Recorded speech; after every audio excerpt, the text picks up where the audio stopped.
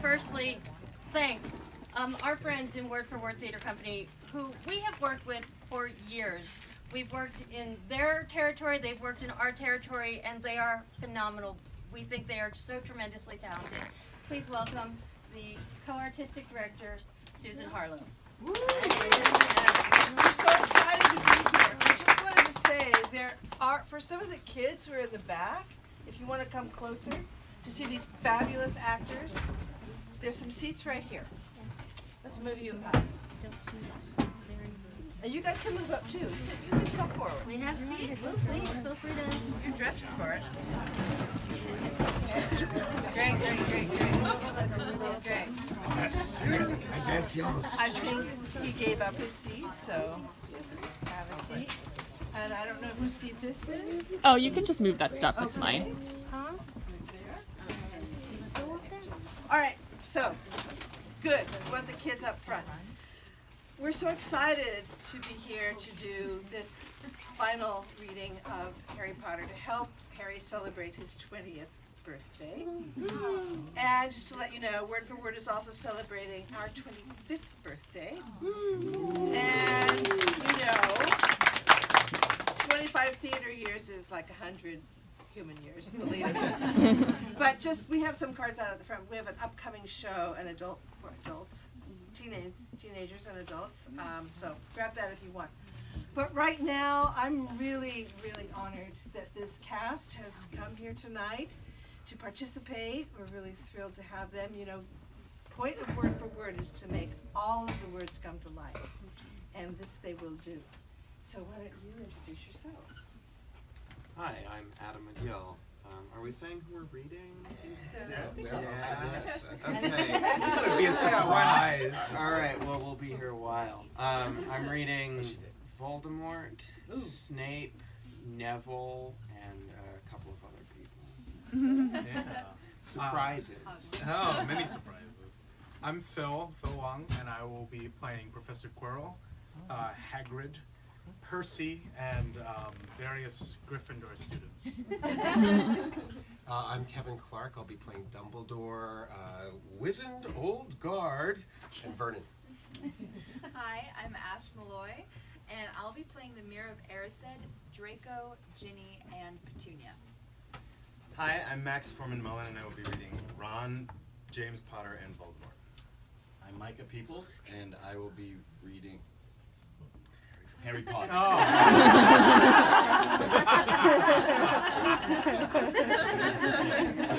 That guy. I'm Alicia P.M. Nelson, and I'm reading Hermione, Lily Potter, and Voldemort. I'm Gwen Loeb, and I'm reading Mrs. Pomfrey, Professor McGonagall, and Mrs. Weasley, and Voldemort, and a few others. Are there any equity affiliations? Yes. Please state your name and your affiliation. Yeah, Adam McGill, proud union member of Actors Equity Association. Kevin Clark, also of Actors Equity Association. Ash Malloy, also of Actors Equity Association. Yeah. Fantastic. Gwen Loeb, also of Actors Equity Association. Woo, unions! Yeah, strong. Sorry. Yeah. Got excited. Thank you, BookShop, and to all of you. Yes, thank you all for being here. Yes, we're All right.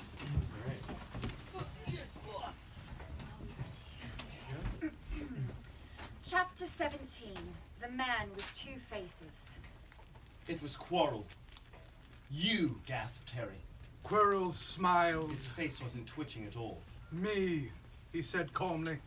I wondered whether I'd be meeting you here, Potter. But I thought Snape was... Severus! Quirrell laughed. And it wasn't his usual quivering treble either, but cold and sharp. Yes, Severus does seem the type, doesn't he? So useful to have him swooping around like an overgrown bat. Next to him, who would suspect poor, stuttering Professor Quirrell? Harry couldn't take it in. This couldn't be true, it couldn't. But Snape tried to kill him. No. I tried to kill you. Your friend Miss Granger accidentally knocked me over as she rushed to set fire to Snape at that Quidditch match. She broke my eye contact with you. Another few seconds, and I'd have gotten you off that broom. I'd have managed it before then, if Snape hadn't been muttering a counter-curse trying to save you. Snape was trying to save me? Of course, said Quirrell coolly. Why do you think he wanted to referee your next match? He was trying to make sure I didn't do it again. Funny, really. He needn't have bothered. I couldn't do anything with Dumbledore watching.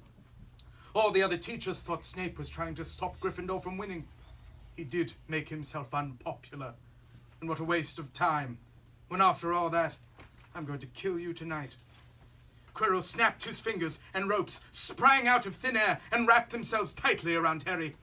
You're too nosy to live, Potter. Scurrying around the school on Halloween like that. For all I knew, you'd see me coming to look at what was guarding the stone.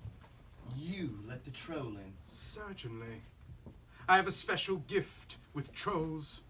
You must have seen what I did to the one in the chamber back there. Unfortunately, while everyone else was running around looking for it, Snape, who had already suspected me, went straight to the 3rd floor to head me off. And not only did my troll fail to beat you to death, that 3-headed dog didn't even manage to bite Snape's leg off properly. Now wait quietly, Potter. I need to examine this interesting mirror. It was only then that Harry realized what was standing behind Quirrell. It was the mirror of Erised. This mirror is the key to finding the stone, Quirrell murmured, tapping his way around the frame. Trust Dumbledore to come up with something like this? But he's in London. I'll be far away by the time he gets back. All Harry could think of was to keep Quirrell talking and stop him from concentrating on the mirror. I saw you and Snape in the forest, he blurted out. Yes, said Quirrell idly, walking around the mirror to look at the back. He was on to me by that time, trying to find out how far I'd got. He suspected me all along, tried to frighten me. As though he could. When I had Lord Voldemort on my side. Quirrell came back from behind the mirror and stared hungrily into it. I see. The stone. I'm presenting it to my master. But where is it? Harry struggled against the ropes binding him, but they didn't give. He had to keep Quirrell from giving his whole attention to the mirror. But Snape always seemed to hate me so much. Oh, he does, said Quirrell casually. Heavens, yes. He was at Hogwarts with your father, didn't you know? They loathed each other. But he never wanted you dead. But I heard you a few days ago sobbing. I thought Snape was threatening you. For the first time, a spasm of fear flitted across Quirrell's face. Sometimes, he said, I find it hard to follow my master's instructions. He is a great wizard, and I am weak. You mean he was there in the classroom with you? Harry gasped. He is with me wherever I go, said Quirrell quietly. I met him when I travelled round the world. A foolish young man I was then, full of ridiculous ideas about good and evil. Lord Voldemort showed me how wrong I was. There is no good and evil. There is only power, and those too weak to seek it. Since then, I have served him faithfully, although I have let him down many times. He has had to be very hard on me. Quirrell shivered suddenly. He does not forgive mistakes easily. When I failed to steal the stone from Gringotts, he was most displeased. He punished me. Decided he would have to keep a closer watch on me. Quirrell's voice trailed away. Harry was remembering his trip to Diagon Alley. How could he have been so stupid? He'd seen Quirrell that very day, shaking hands with him in the leaky cauldron. Quirrell cursed under his breath. I don't understand. Is the stone inside the mirror? Should I break it? Harry's mind was racing. What I want more than anything else in the world at the moment, he thought, is to find the stone before Quirrell does. So if I look in the mirror, I should see myself finding it, which means I'll see where it's hidden. How can I look without Quirrell realizing what I'm up to? He tried to edge to the left, to get in front of the glass without Quirrell noticing. But the ropes around his ankles were too tight. He tripped and fell over. Quirrell ignored him. He was talking to himself. What does this mirror do? How does it work? Help me, master! And to Harry's horror, a voice answered. And the voice seemed to come from Quirrell himself. Use the boy! Use the boy! Quirrell rounded on Harry. Yes. Potter, come here. He clapped his hands once, and the ropes binding Harry fell off. Harry got slowly to his feet. Come here, Quirrell repeated. Look in the mirror and tell me what you see. Harry walked toward him. I must lie, he thought desperately. I must lie and look about what I see, that's all. Quirrell moved close behind him. Harry breathed in the funny smell that seemed to come from Quirrell's turban. He closed his eyes, stepped in front of the mirror, and opened them again. He saw his reflection. Pale and scared looking at first. But a moment later, The reflection smiled at him. It put its hand into its pocket and pulled out a blood-red stone. It winked and put the stone back in its pocket. And as it did so, Harry felt something heavy drop into his real pocket. Somehow, incredibly, he'd gotten the stone! Well, said Quirrell impatiently, what do you see? Harry screwed up his courage. I see myself shaking hands with Dumbledore, he invented. I've won the House Cup for Gryffindor. Quirrell cursed again. Get out of the way, he said. And Harry moved aside. He felt the Sorcerer's stone against his leg. Dare he make a break for it? But he hadn't walked 5 paces before a high voice spoke, though Quirrell wasn't moving his lips. He lies! He lies! Potter, come back here! Quirrell shouted. Tell me the truth. What did you just see? The high voice spoke again. Let me speak to him, face to face. Master, you are not strong enough. I have strength enough for this. Oh, Harry felt as if the devil's snare was rooting him to the spot. He couldn't move a muscle. Petrified, he watched as Quirrell reached up and began to unwrap his turban. What was going on? the turban fell away. Quirrell's head looked strangely small without it. And then he turned slowly on the spot. Harry would have screamed, but he couldn't make a sound. Where there should have been a back to Quirrell's head, there was a face. The most terrible face Harry had ever seen. It was chalky white with glaring red eyes and slits for nostrils like a snake. Harry Potter! It whispered. Harry tried to take a step backwards, but his legs wouldn't move. See what I have become. The face said. Mere shadow and vapor. I have form only when I can share another's body. But there have always been those willing to let me into their hearts and minds. Unicorn blood has strengthened me. These past week. You saw faithful Quirrell drinking it for me in the forest. And once I have the elixir of life, I will be able to create a body of my own. now, Why don't you give me that stone! That stone! Stone. that stone in your pocket? So he knew. The feeling suddenly surged into Harry's legs. He stumbled backwards. Don't be a fool. Snarled the face. Better save your own life and join me. Oh, you'll meet the same end as your parents. They died begging me for mercy. Liar! He shouted suddenly. Quirrell was walking backward at him, so that Voldemort could still see him. The evil face was now smiling. How touching! It hissed. I always value bravery. Yes, boy. Your parents were brave. I killed your father first. And he put up a courageous fight. But your mother needn't have died. She was trying to protect you. Now, give me the stone. Unless you want her to have died in vain. Never! Harry sprang toward the flame door, but Voldemort screamed, "Seize him!" In the next second, Harry felt Quirrell's hand close on his wrist. At once, a needle-sharp pain seared across Harry's scar.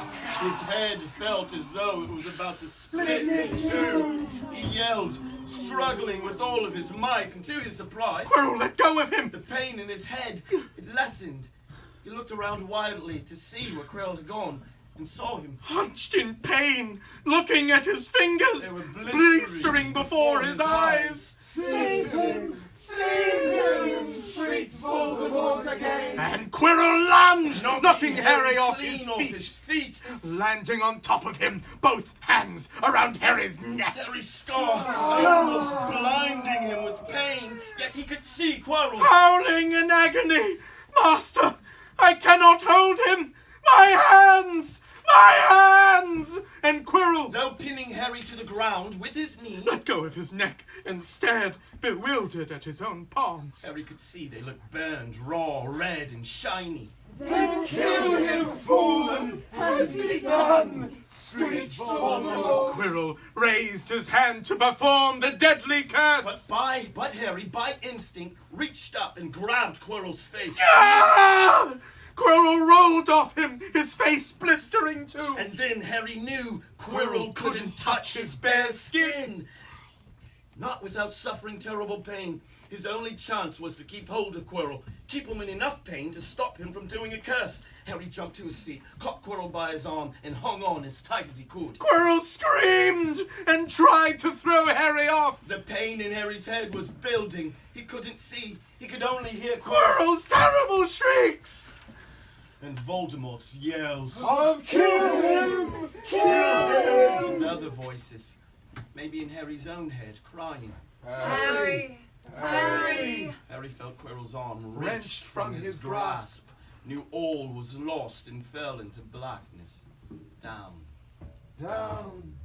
Down. Something gold was glinting just above him. Not a snitch. He tried to catch it, but his arms were too heavy. He blinked.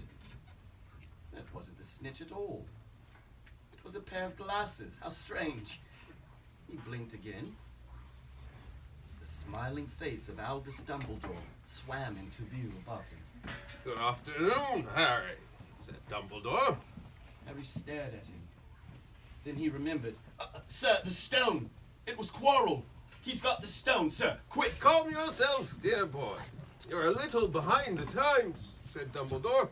Quirrell does not have the stone. Then who does? Sir, I saw... Harry, please, relax.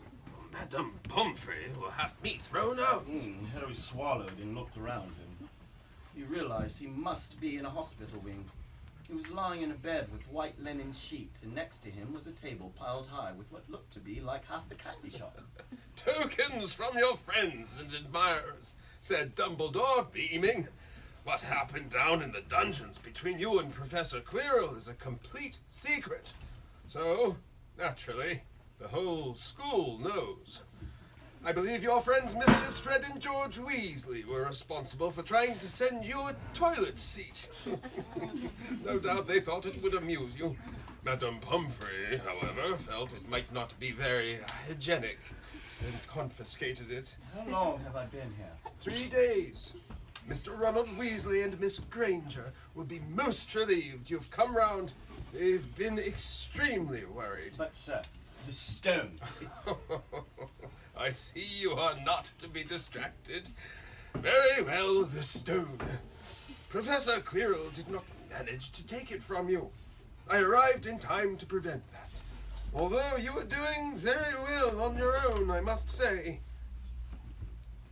There? Got Hermione's owl?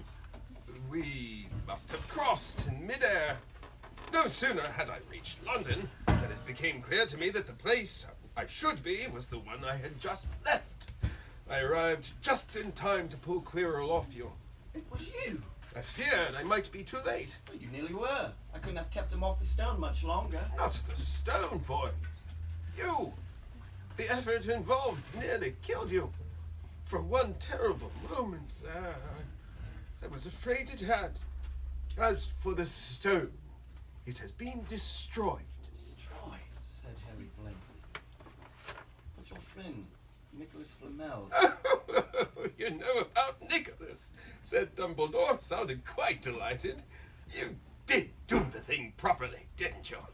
Well, Nicholas and I have had a little chat and agreed it's all for the best. But that means he and his wife will die, won't they? They have enough elixir stored to set their affairs in order, and then, yes, they will die. Dumbledore smiled at the look of amazement on Harry's face. To one as young as you, I'm sure it seems incredible. But to Nicholas and Perenelle, it really is like going to bed after a very, very long day. After all, to the well-organized mind, death is but the next great adventure. But you know, the stone was not really such a wonderful thing. As much money and life as you could want. The two things most human beings would choose above all. The trouble is, humans do have a knack of choosing precisely those things that are worst for them. Harry lay there, lost for words. Dumbledore hummed a little and smiled at the ceiling. Sir, said Harry, I've been thinking, sir, even if the stone's gone, I mean, you know who? Voldemort. Call him Voldemort, Harry. Always use the proper name for things. Fear of a name increases fear of the thing itself. Yes, sir. Well, Voldemort's going to try other ways of coming back, isn't he? I mean, he hasn't gone, has he? No, Harry, he has not.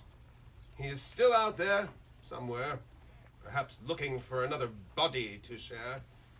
Not being truly alive, he cannot be killed. He left Quirrell to die. He shows just as little mercy to his followers as his enemies. Nevertheless, Harry, while you may only have delayed his return to power, it will merely take someone else who is prepared to fight what seems a losing battle next time. And if he is delayed again and again, why, he may never return to power. Harry nodded, but stopped quickly because it made his head hurt. Then he said, Sir, there are some other things I'd like to know if you can tell me. Things I want to know the truth about. Oh, the truth. Dumbledore sighed. It is a beautiful and terrible thing, and should therefore be treated with great caution.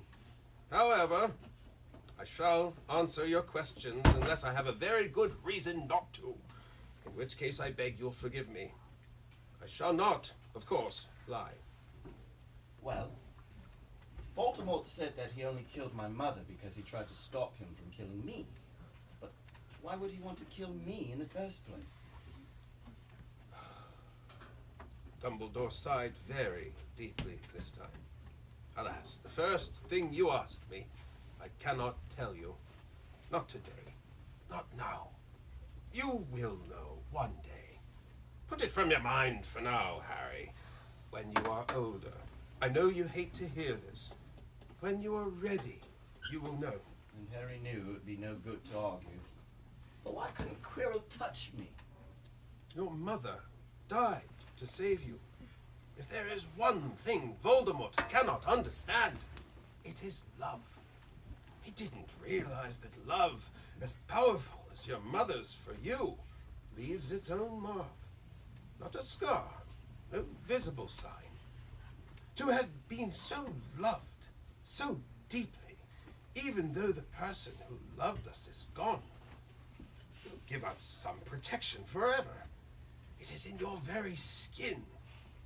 Quirrell, full of hatred, greed, and ambition, sharing his soul with Voldemort, could not touch you for this reason. It was agony to touch a person marked by something so good.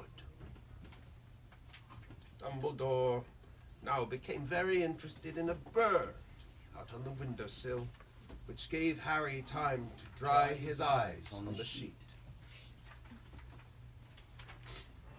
When he had found his voice again, Harry said, An invisibility cloak.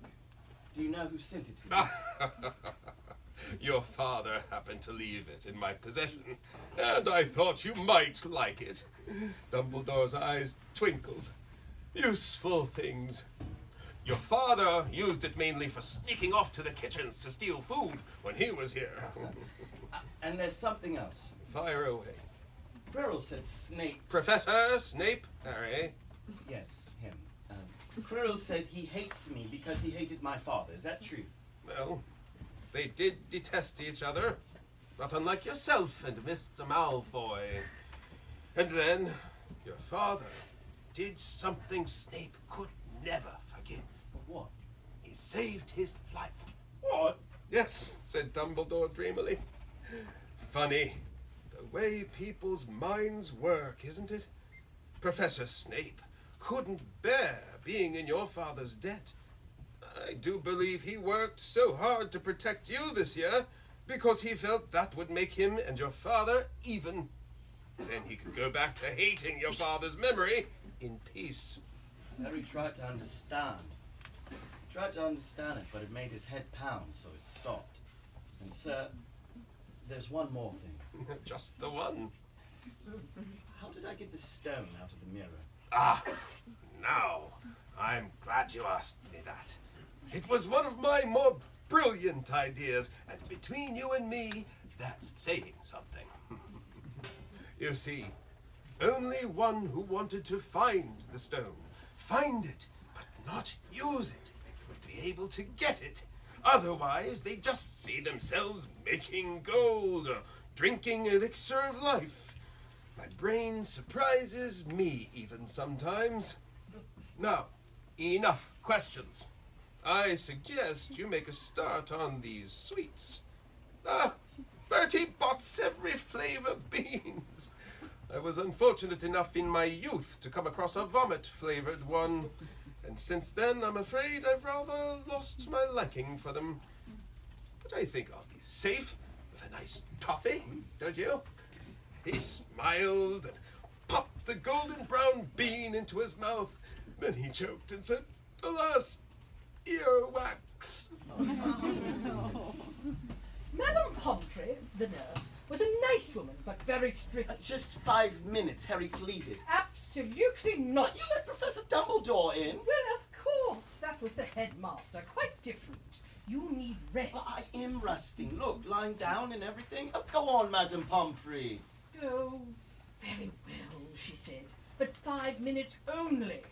And she let in Ron and Hermione. Harry!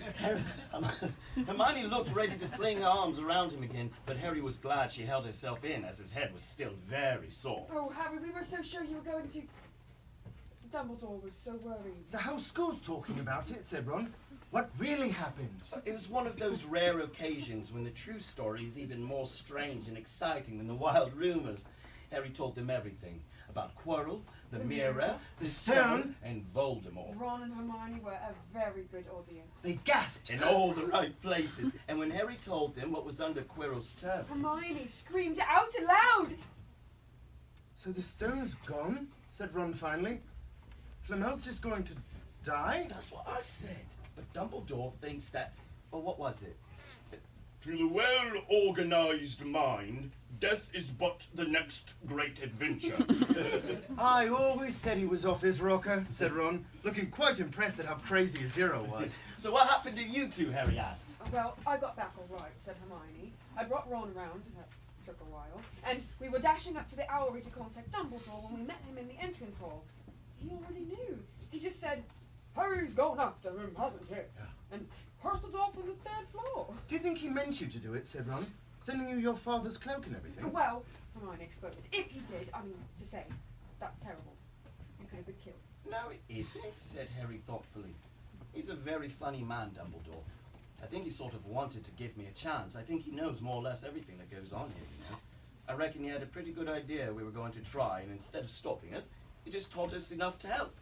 I don't think it was an accident he let me find out how the mirror worked. It's almost like he thought I had the right to face Voldemort if I could. Yeah, Dumbledore's off his rocker all right, said Ron proudly. Listen, you've got to be up for the end of the year feast tomorrow. The points are all in and Slytherin won, of course. You missed the last Quidditch match. We were steamrolled by Ravenclaw without you. But the food will be good. At that moment, Madame Pomfrey bustled over. You've had nearly 15 minutes. Now out, she said firmly. After a good night's sleep, Harry felt nearly back to normal. I want to go to the feast, he told Madame Pomfrey. She straightened his many candy boxes. I can, can't I? Professor Dumbledore says you are to be allowed to go, she said sniffily, as though in her opinion Professor Dumbledore didn't realise how risky feasts could be. And you have another visitor. Oh, good, said Harry. Who is it? Hagrid sidled through the door as he spoke. As usual, when he was indoors, Hagrid looked too big to be allowed.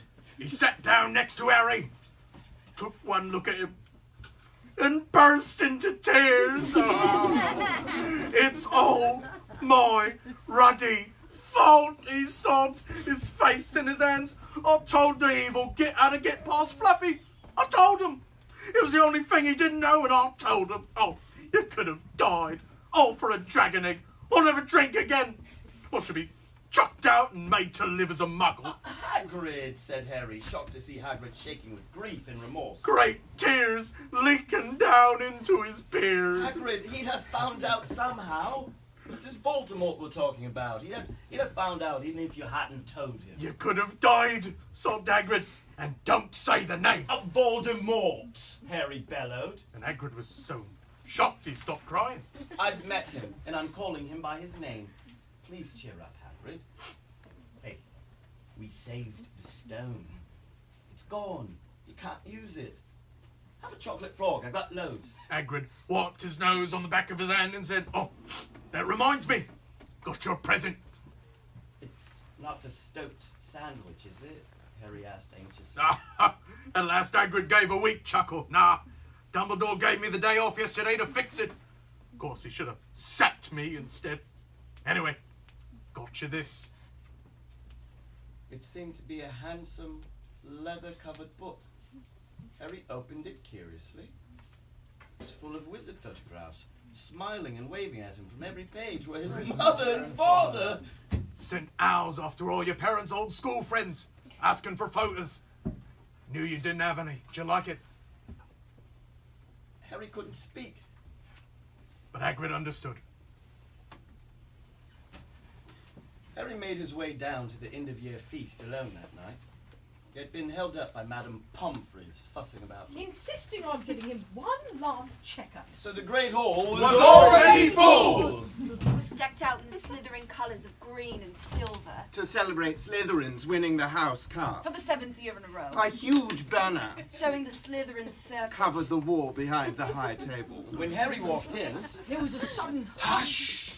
And then everybody started talking loudly at once. He slipped into a seat between Ron and Hermione at the Gryffindor table and tried to ignore the fact that people were standing up trying to look at him. Fortunately, Dumbledore arrived moments later. And the babble died away. Another year gone, Dumbledore said cheerfully. I must trouble you with an old man's wheezing waffle before we sink our teeth into our delicious feast. What a year it has been!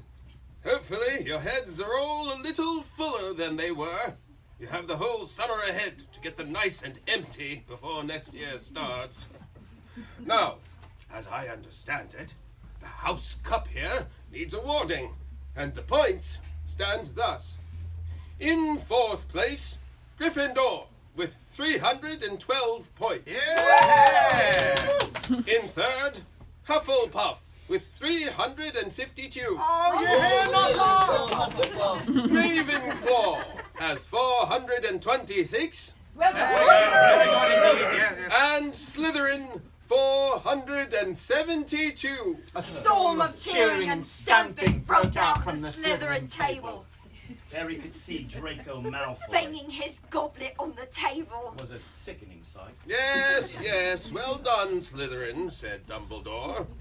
However, recent events must be taken into account. The room went very still. The Slytherin smiles faded a little. Said Dumbledore. I have a few last-minute points to dish out. Let me see. Yes. First, to Mr. Ronald Weasley. What did you do, Weasley? Ron went purple in the face. Looked like a radish with a bad sunburn.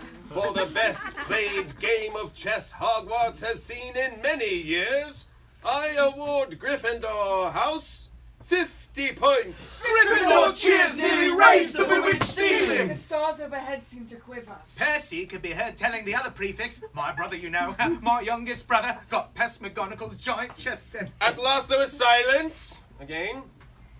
Second, to Miss Hermione Granger. For the use of cool logic in the face of fire, I award Gryffindor House 50 points. She buried her face in her arms. Harry strongly suspected she had burst into tears. Gryffindors up and down the table were beside themselves. They were 100 points up. Third, to Mr. Harry Potter, said Dumbledore. The room went deadly quiet.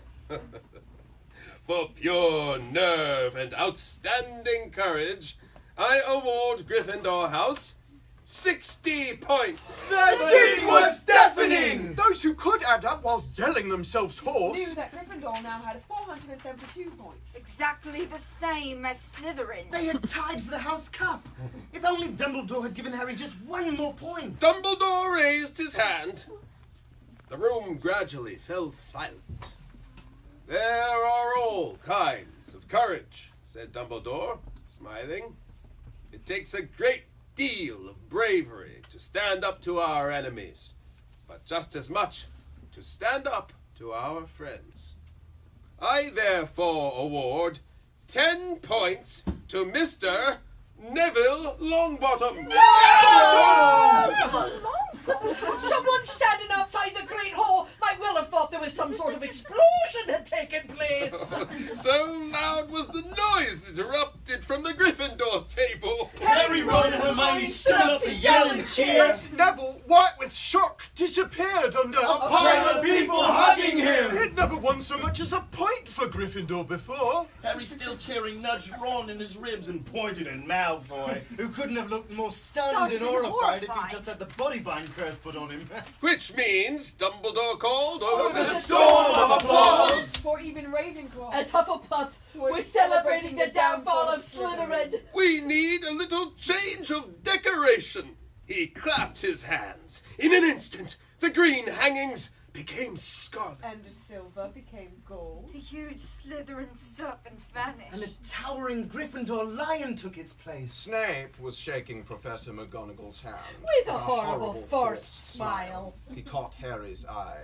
And Harry knew at once that Snape's feelings towards him Hadn't changed one jot.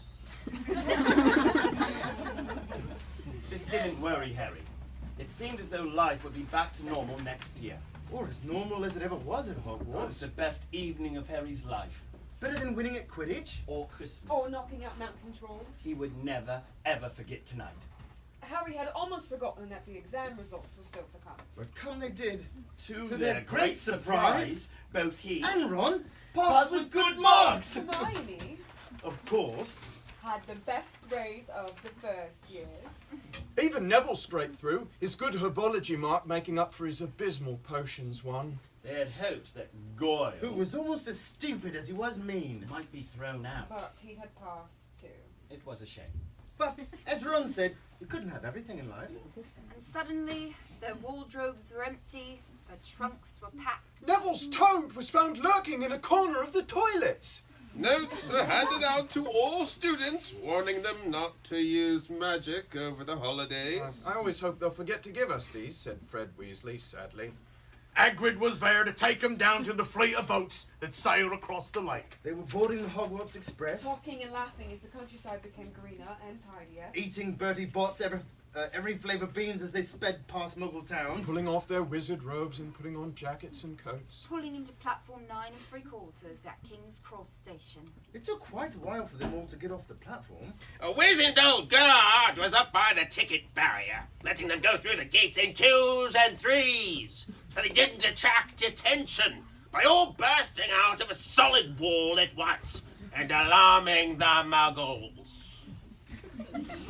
You must come and stay this summer, said Ron. Both of you. I'll send you an owl. Thanks, said Harry. I'll need something to look forward to. People jostled them as they moved forward toward the gateway back to the Muggle world. Some of them called, "Bye, Harry!" See you, Potter. Still famous, said Ron, grinning at him. Not where I'm going, I promise you, said Harry. He, Ron, and Hermione pass through the gateway together. There he is, Mum! There he is! Look! It was Ginny Weasley, Ron's younger sister. But she wasn't pointing at Ron. Harry Potter! She squealed. Look, Mum! I can see! Be quiet, Ginny. It's rude to point. Mrs. Weasley smiled down at them. Busy year, she said. Very, said Harry. Thanks for the fudge and sweater, Mrs. Weasley. Oh, it was nothing, dear. Ready, are you? It was Uncle Vernon, still purple-faced, still mustached. Still looking furious. The nerve of Harry, carrying an owl in a cage in a station full of ordinary people. Behind him stood Aunt Petunia, And Dudley, looking terrified at the very sight of Harry. You must be Harry's family, said Mrs. Weasley. In a manner of speaking, said Uncle Vernon. Hurry up, boy. We haven't got all day. He walked away. Harry hung back for a last word with Ron and Hermione. See you over the summer, then. I hope you have a good holiday, said Hermione, looking uncertainly after Uncle Vernon, shocked that anyone could be so unpleasant. Oh, I will, said Harry. And they were surprised at the grin that was spreading over his face. They don't know we're not allowed to use magic at home. I'm going to have a lot of fun with Dudley this summer. The end.